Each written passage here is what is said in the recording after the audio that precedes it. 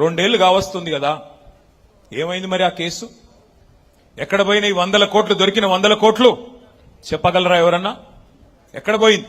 ఇటు బీజేపీ వాడు మాట్లాడాడు, అటు కాంగ్రెస్ వాడు మాట్లాడాడు, అటు ఈడీ వాడు కనీసం ఒక స్టేట్మెంట్ కాదు, ఒక ట్విట్టర్లో ఒక ట్వీట్ కూడా పెట్టాడు. ఎందుకు మరి? ఏం జరుగుతా ఉంది? ఏం జరుగుతా ఉందంటే, మీరు గెలిపించిన పాలేరు ఎమ్మెల్యే, ఇవాళ రెవెన్యూ మంత్రిగా ఉన్న పొంగులేటి శ్రీనివాసరెడ్డి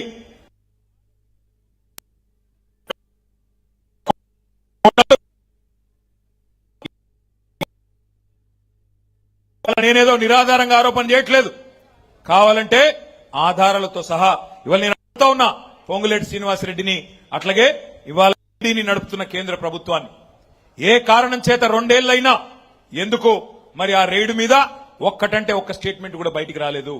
ఎందుకు మంత్రి గారి మీద కేసు పెట్టలేదు? ఏంటి మీ లాలూచి అని నేను అడుగుతా ఉన్నా. అట్లాగే 1 కాదు 2 కాదు, 1 కోటి ఎకరాలు తెలంగాణ రాష్ట్రంలో రెవెన్యూ మంత్రి గారి నాయకత్వంలో 1 కోటి ఎకరాల భూములని ఇవాళ ప్రాహిబిటెడ్ లిస్ట్ లో పెట్టారు. 22A కింద పెట్టి, లేని ఆంక్షలు పెట్టి, పిలిచి బెదిరించి భూ యజమానులను 20% నుంచి 30% భూములు రాయించుకొని నికృష్టమైన పనులు చేస్తా ఉన్నాడు ఇవాళ ఇక్కడి నుంచి గెలిచిన పాలేరు ఎమ్మెల్యే గారు. ఇదేదో నేను ఆయనతోనేదో ఆయన మీద ఇంకో దాంతో చెప్పట్లేదు, ఆయన మొన్నటిదాకా మనతోనే ఉన్నాడు కదా, ఆయన మీద నాకేం కోపం ఉంటుంది. కానీ చాలా నికృష్టమైన పనులు 24 నెలలలో రేవంత్ రెడ్డి ఘరానా దొంగ అయితే పొంగులేటి శ్రీనివాసరెడ్డి గజ దొంగ మాదిరిగా ఇవాళ దోచుకుంటున్న విషయాన్ని మీకు చెప్పడానికి నేను ఇక్కడికి వచ్చాను. నేను ఒకటే అడుగుతా ఉన్నా మిమ్మల్ని, ఇవాళ రేపు మన పిల్లలు ఎంత ఫాస్ట్గా ఉన్నారు, ట్రైలర్ చూస్తేనే చెప్తున్నారు సినిమా హిట్టా ఫట్టా. అట్లాంటిది ఇక్కడ ఇంటర్వెల్ అయిపోయింది కదా, ఇంటర్వెల్ ఫస్ట్ హాఫ్ మొత్తం డిజాస్టరే కదా. ఏమన్నా ఉందా 2.5 ఏళ్లలో పీకింది? ఏమన్నా సాధించిందుందా? అటర్ ఫ్లాప్ సినిమాకు అర్ధశత దినోత్సవం అన్నట్టు ఇలా పోజులు కొడతా ఉన్నాడు పొంగులేటి శ్రీనివాసరెడ్డి. ఇంకొక వీడియో కూడా నేను మీకు చూపెడతా. ఈయన డైలాగులు, ఈయన అహంభావం చూశారు కదా. బీసీ మంత్రుల్ని, కొండా సురేఖ గారిని మాట్లాడనీయకుండా మైకు కట్టేయడం, పక్కనే ఉండే వాకిటి శ్రీహరి మంత్రి గారి మీద కాగితాలు ఇసిరేయడం. ఎంత అహంకారం కాకపోతే సాటి మంత్రులు, సాటి ఎమ్మెల్యేలు వారు కూడా మీతో పాటు ప్రజల చేత ఎన్నుకోబడ్డ వాళ్ళు అట్లా చేయవచ్చునా? అంత అహంకారం. అధికారులను పట్టుకొని, కలెక్టర్లను పట్టుకొని నీకు సెన్స్ ఉందా అంటున్నాడు. నేను అడుగుతా ఉన్నా, నీకుందా సెన్సు?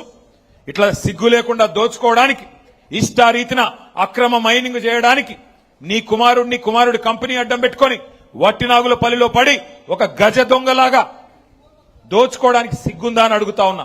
ఇవాళ ఆ పల్లవి షా, సతీష్ షా అనే వ్యక్తులు వట్టినాగులపల్లిలో ఎప్పుడో 1967లో భూములు కొనుక్కున్నారు. వాళ్ళ మీద పడి ముసుగులేసుకొని నువ్వు పంపిన కిరాయి మూకలు ఇవాళ వాళ్ళ మీద ప్రాణాంతకమైన దాడి చేసిన మాట వాస్తవం కాదా? ఎఫ్ఐఆర్ చేస్తే ఒక నిజాయితీ గల పోలీస్ అధికారి హబీబుల్లా ఖాన్ అని ఆయనను తెల్లారి వరకే ట్రాన్స్ఫర్ చేసిన మాట వాస్తవం కాదా? ఏది వాస్తవాలు కాదు పొంగులేటి గారు? మీ అన్యాయాలు, మీ అక్రమాలు, మీ అహంకారం ప్రజలు చూడట్లేదు అనుకుంటా ఉన్నారా? అందుకే నేను అంటా ఉన్నా, తప్పకుండా నాకైతే విశ్వాసం ఉంది, పాలేరులో ఎన్నిక ఎప్పుడు వచ్చినా ఎగిరేది గులాబీ జెండా మాత్రమే. ఈయన గారి మాటలు, ఈయన హౌసింగ్ శాఖ మంత్రి కూడా ఏం మాటలు చెప్పాడో హౌసింగ్ మంత్రిగా ఒకసారి వినండి. ఈ రాబోయే 3.5 సంవత్సరాలలో తల తాకట్టు పెట్టైన 20 లక్షల ఇళ్లు ఈ రాష్ట్రంలో కట్టిస్తాము. 20 లక్షల ఇళ్లు ఇచ్చిన తర్వాతనే మళ్లీ అసెంబ్లీ ఎన్నికల్లో మీ గుమ్మానికి వచ్చి ఓటు అడుగుతాము. 20 లక్షల ఇళ్లు కట్టిస్తాము, కట్టించినాకనే మీ గుమ్మానికి వచ్చి ఓట్లు అడుగుతాం. సగం సినిమా అయిపోయింది కదా, మరి కట్టాడా 10 లక్షల ఇళ్లు? దమ్ముందా పొంగులేటి గారు? 20 లక్షల ఇండ్లు కడితేనే ఓటు అడుగుతా అన్నావు కదా, ఆ మాట మీద నిలబడే సత్తా ఉందా అని నేను పాలేరు వేదికగా అడుగుతా ఉన్నా. దమ్ముంటే స్పందించమని చెప్పి కోరుతా ఉన్నా. 20 లక్షల ఇండ్లు కడతా అని చెప్పాడు. మరి 20 లక్షల ఇండ్లు ఆయన రాఘవ కన్స్ట్రక్షన్ కడుతుందో లేకపోతే ఈయన గారు కడతారో ప్రభుత్వం కడతాదో నాకైతే తెలియదు. ఎందుకంటే హైదరాబాద్ లో ఎక్కడ చూసినా భూములు లాక్కోవడం, నడుస్తున్న ప్రాజెక్టులు లాక్కోవడం. మరి ఆ 20 లక్షల ఇండ్లు ఏమన్నా సొంత ఆస్తులు అనుకుంటున్నాడా, సొంత కంపెనీతో కట్టిద్దాం అనుకుంటున్నాడా నాకైతే తెలియదు. నేను ఒక్క మాట అడుగుతా ఉన్నా, ఇక్కడ మొత్తం ఖమ్మం జిల్లా అంటేనే బలహీన వర్గాల జిల్లా. 10 సీట్లుంటే శాసనసభకి అందులో 7 సీట్లలో ఎస్సీ ఎస్టీ సోదరులకే రిజర్వేషన్ చేయబడి ఉంది. 3 సీట్లు మాత్రమే జనరల్ సీట్లు. నేను అడుగుతా ఉన్న పొంగులేటి శ్రీనివాసరెడ్డి గారిని, రేవంత్ రెడ్డి గారిని, ఏం చెప్పారు మీరు ఎలక్షన్లకు ముందు? ఇందిరమ్మ ఇండ్లు ఎస్సీలకి ఎస్టీలకి 6 లక్షల రూపాయలు ఇస్తామని చెప్పిన మాట వాస్తవమేనా? దళిత సోదరుడు కానీ, ఒక్క గిరిజన సోదరుడు కానీ ఖమ్మం జిల్లాలో 6 లక్షల రూపాయలు ఇచ్చారా? ఇంటికి ఇచ్చారా? ఇవ్వలేదా? అసలు రాష్ట్రంలో ఎక్కడన్నా ఇచ్చారా? ఇవాళ సిగ్గు లేకుండా 20 లక్షల ఇల్లు కట్టించిన తర్వాతనే ఓట్లు అడుగుతా అంటున్నావు కదా పొంగులేటి గారు. ధైర్యం ఉంటే మాట మీద నిలబడి నేను అడుగుతా ఉన్నా. ఇంకొక మాట కూడా నేను అడుగుతా ఉన్నా, మీకు అసలు ఇల్లు కట్టే తెలివి ఎక్కడిది? కూలగొట్టడమే తెలుసు, మీకు ఇల్లు కట్టే తెలివి లేదు. మీకు కూలగొట్టడం అనేది తప్ప, విధ్వంసం తప్ప వికాసం తెలవని దండుపాలెం ముఠా మీరు మాట్లాడితే నేను అడుగుతా ఉన్నా, ఇవాళ వ్యవసాయాన్ని విధ్వంసం చేయలేదా మీరు? రైతు ఖాతాలో కేసీఆర్ గారు ఉన్నప్పుడు ఒకసారి కాదు, 2 సార్లు కాదు, 11 సార్లు 73,000 కోట్లు మీరు అడిగే అవసరం లేకుండానే, ఎవ్వడికి దండం పెట్టే అవసరం లేకుండా నాట్లేసే టైం వచ్చిందంటే టింగ్ టింగ్ టింగ్ అని ఫోన్ మోగేది, ఖాతాల్లో డబ్బులు పడేది. ఇవాళ ఉన్నదా పరిస్థితి? రైతు బంధు ఎప్పుడు వస్తుందంటే దేవుడికి కూడా తెలవదు. ఎందుకంటే ఆ దేవుడిని కూడా మోసం చేసిన దౌర్భాగ్యులు వీళ్ళు. దేవుడి మీద ఒట్టేసి రుణమాఫీ కొట్టిన దౌర్భాగ్యపు ప్రభుత్వం కాంగ్రెస్ ప్రభుత్వం. అందుకే నేను అంటా ఉన్నా, వ్యవసాయాన్ని విధ్వంసం చేశారు. కేసీఆర్ గారు ఉన్నప్పుడు పొలం కాడికి ఒక ఫోన్ కొడితే ఆటో ఆయన వచ్చి యూరియా వేసిపోయేది, ఆటో అన్న వచ్చి యూరియా మీ ఇంటికాడ మీ పొలం కాడ వేసిపోయేది. నేను చెప్పేది కరెక్టా కాదా? ఇలా పరిస్థితున్నదా? మళ్ళీ వెనకటి రోజులు తెస్తామన్నారు, నిజంగానే ఇందిరమ్మ రాజ్యం అన్నారు, చూస్తే ఏమొచ్చింది?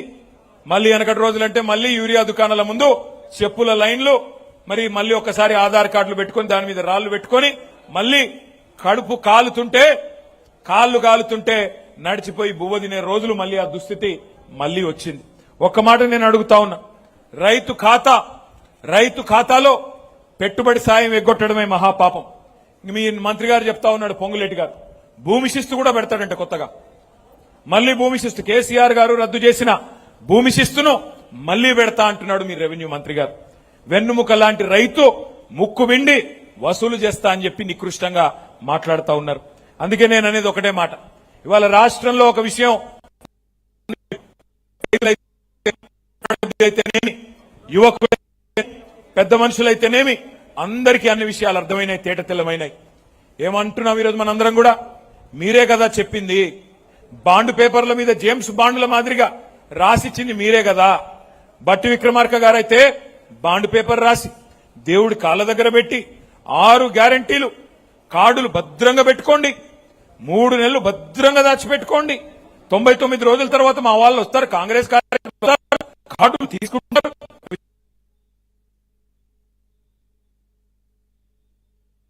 మంత్రి గారు మీ గ్యారంటీ కార్డులు చెప్పమని అడుగుతా ఉన్నా నేను. భద్రంగా పెట్టుకోమంటివి కదా, ఏడబెట్టాలా? ఇంకా సిగ్గు లేకుండా 99 రోజుల్లోనే 100 రోజుల్లోనే అటున్న చంద్రుడిని ఇక్కడ పెడతామని చెప్పిన సన్నాసులు ఇలా చేతగాక మొహం బాగాలేక ఆయనకటి కూడా అద్దం పగలు కొట్టుకున్నాడంట.